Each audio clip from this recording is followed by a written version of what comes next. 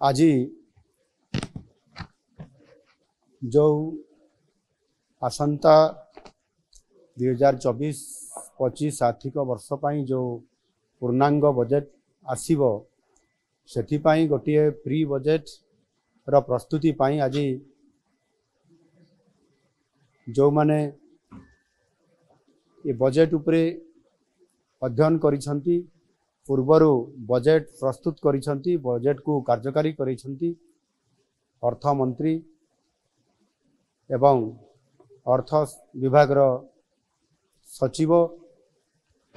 एवं जो माने अर्थ उपरे पांडित्य अर्जन करिसंती एवं विभिन्न ये अर्थ संबंधी अनुष्ठान संपुक्त अछंती समानंको आज डका जाइथिला। आपण माने जानती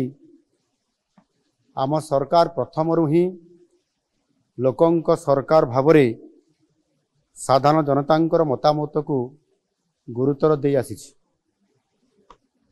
2024 आर्थिक वर्ष पर साधारण बजेट आगामी 25 तारीख रे विधानसभा रे उपस्थापित हेबार ये कार्यक्रम अछि।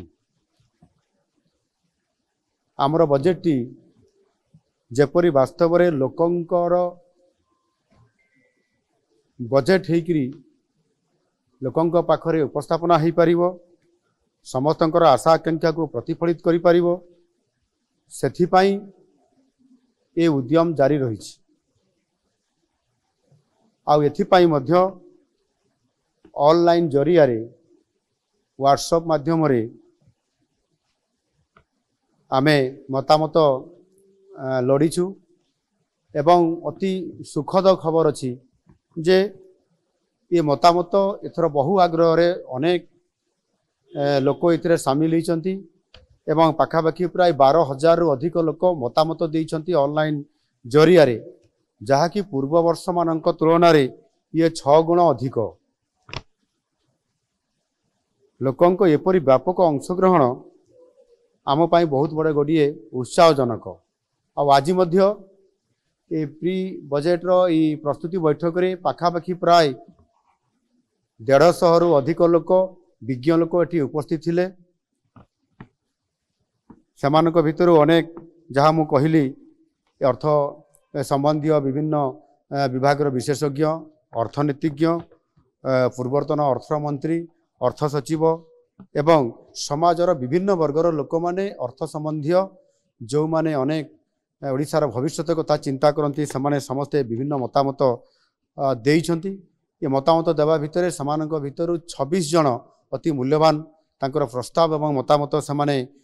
सेठी उपस्थापना करबा सहित मध्य लिखित आकार मध्य प्रस्ताव समाने देइछंती। समानकर समस्त